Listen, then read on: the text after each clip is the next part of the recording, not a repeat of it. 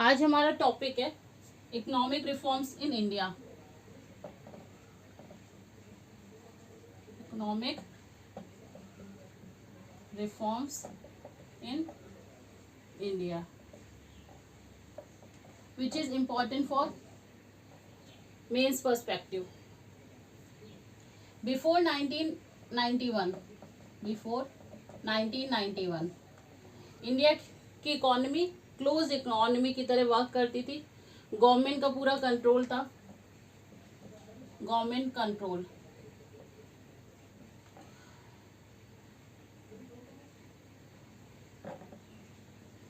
Economic reform in India in 1991 में then finance minister Manmohan Singh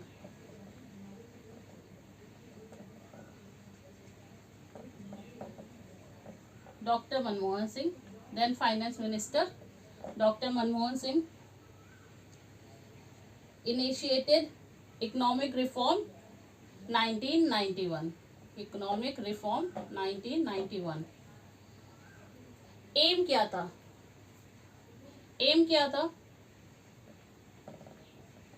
M was to liberalize, privatize and globalize.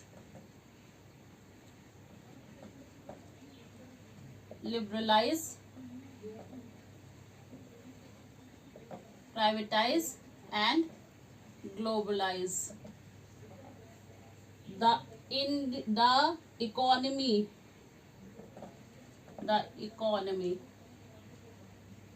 to address issues like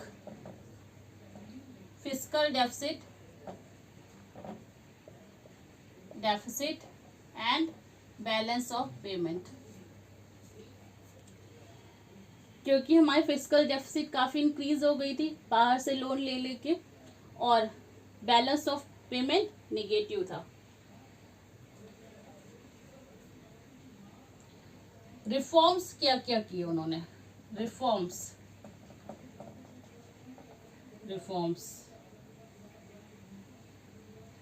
reducing government control,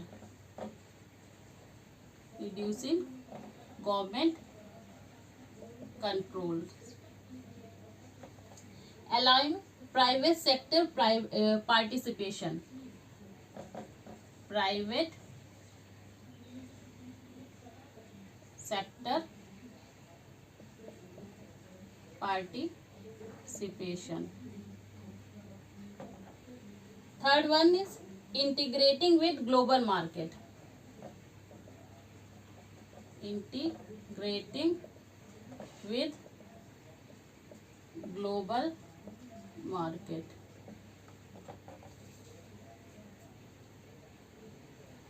इस reforms से क्या फायदा हुआ?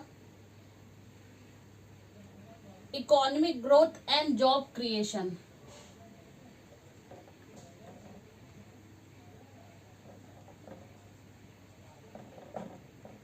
Growth and job creation.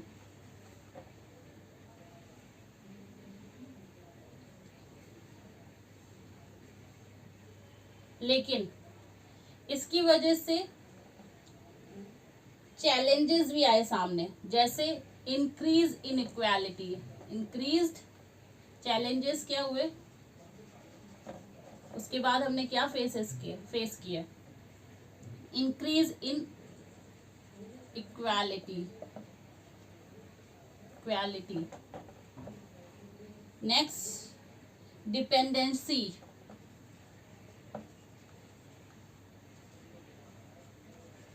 And social issues.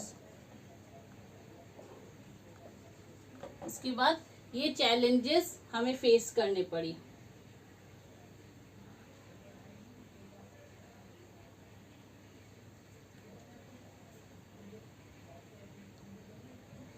अच्छा, economic reform की जरूरत क्यों पड़ी? रीजन क्या था? Need of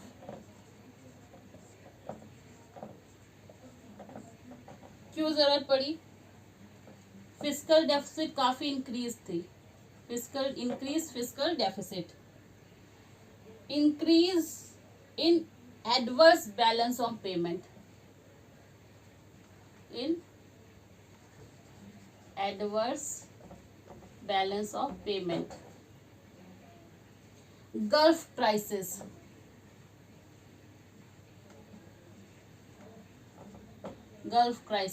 Gulf War 1991, fall in foreign exchange, fall in foreign exchange, rise in prices, rise in prices, rise in prices, poor performance of public sector, जो public sector unit थी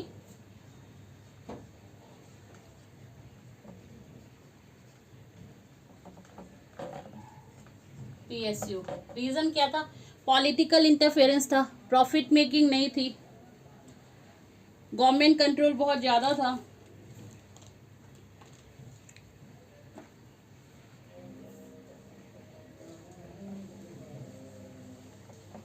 मनमोहन सिंह ने, doctor Manmohan Singh, then finance minister of India, उन्होंने क्या किया? उनका role क्या रहा? Unsettle the country from the bureaucratic control and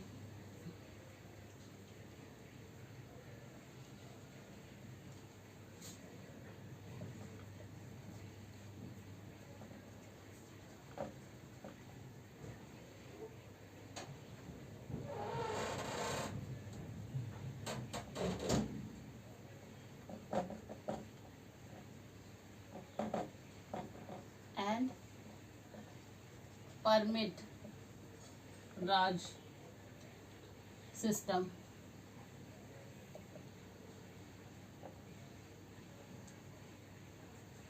इससे उन्होंने इंडिया को मुक्त कराया। इसके बाद क्या हुआ? जब रिफॉर्म लेके आए तो 6 to 7% ग्रोथ देखी गई, growth 10 million new jobs created. This was the milestone. अच्छा, मीनिंग ऑफ लिबरलाइजेशन क्या है?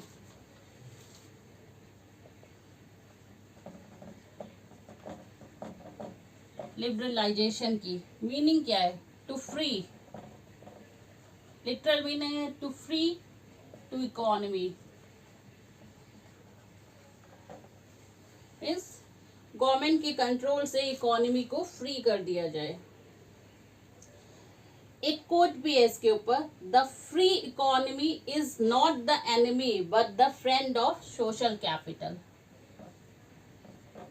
The free economy is not the enemy but the friend of social capital. इस फ्री इकोनॉमी कोई दुश्मन नहीं है मार्केट की, बल्कि ये फ्रेंड है सोशल कैपिटल की।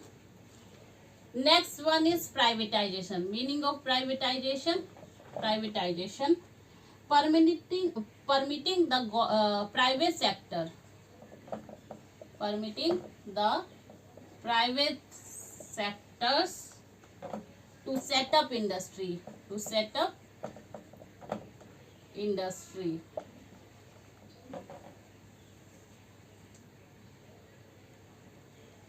इसके लिए गवर्नमेंट ने क्या इनिशिएटिव लिए? बहुत सारी जो पीएसयू है वो सोल्ड कर दी गई। नंबर ऑफ इंडस्ट्री जो रिजर्व थी,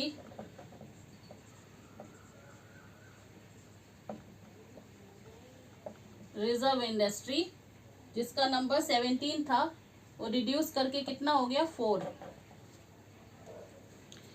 4 कर दिया गया। और अभी जो 4 इंडस्ट्री जिस पे जो रिजर्व थी उनको भी, उसमें भी प्राइवेट इन्वेस्टमेंट अलाउ कर दिया गया। कौन सी 4 इंडस्ट्री थी?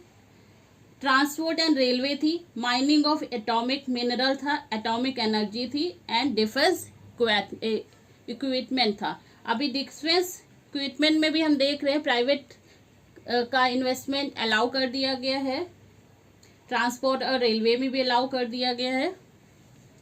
Next one is globalization. What is globalisation?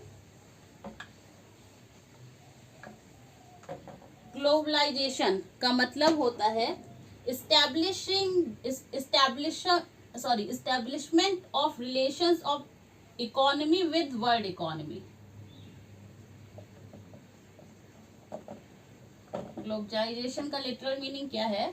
Establishment of relations of the economy with world economy।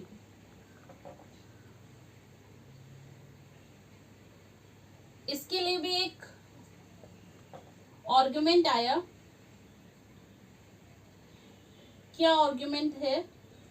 कि जो लोग इसके अगेंस्ट में arguing against globalization is like arguing against the law of gravity, laws of gravity। Means अगर जो लोग globalisation के against argument देते हैं वो लॉ ऑफ ग्रेविटी के भी अगेंस्ट माना गया है कि वो अगेंस्ट है उसके भी। टाइप ऑफ इकोनॉमिक रिफॉर्म क्या है? Types of economic reform 1991। एक तो स्ट्रक्चरल रिफॉर्म किया गया, structural reform. Next fiscal reform. Next infrastructure.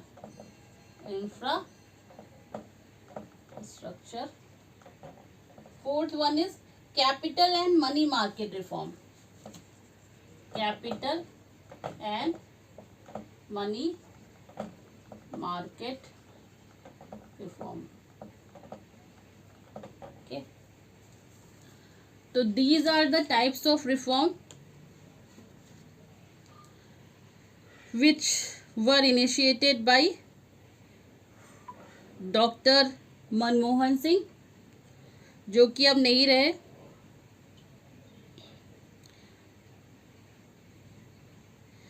Okay, achievement क्या क्या किया हमने ये जस्ट मैं आप लोगों को बता दे रही हूँ।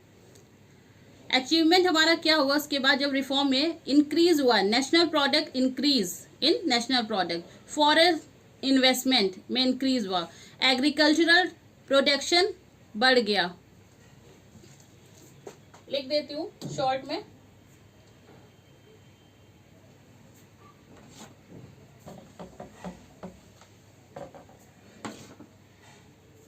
अचीवमेंट क्या रहे हमारे?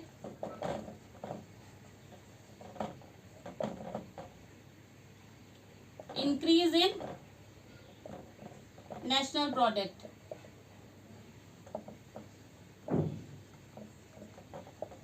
सेकंड फॉरेन इन्वेस्टमेंट में, third is foreign currency reserve में, foreign currency reserve. Fourth one fiscal deficit, fiscal deficit क्या हुई, रिड्यूस हुई।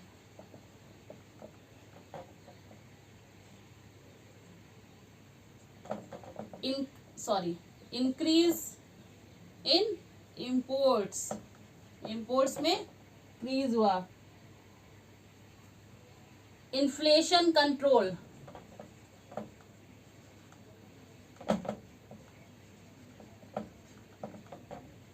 और एग्रीकल्चर प्रोडक्ट इंक्रीज हुआ, एग्री इंक्रीज। अच्छा, इसके निगेटिव इफेक्ट क्या हुए इस रिफॉर्म के? एक तो नेशनल सॉवरेंटी माना जाता है at stake, leads to commercial and political colonization. Transfer of natural resources, जो हमारे रिसोर्सेज थे वो बाहर जाने लगे। वाइडनिंग गैप बढ़ गया रिच और पुअर के बीच में। डोमेस्टिक प्रोडक्ट्स में डिक्लाइन हो गया। लेबर लॉ का देखा गया कि फेल हो गया, लेबर लॉ। सोशल इनइक्वालिटी बढ़ी, और फार्मर्स के जो सुसाइड है वो भी बढ़ गए। देखा गया है कि 7 फार्मर्स अपना लाइफ एंड कर लेते हैं इन 48 आवर्स में, और डोमेस्टिक बिजनेस को भी काफ़ी इससे हार्म हुआ। तो these are the negative effect of economic reform. Thank you.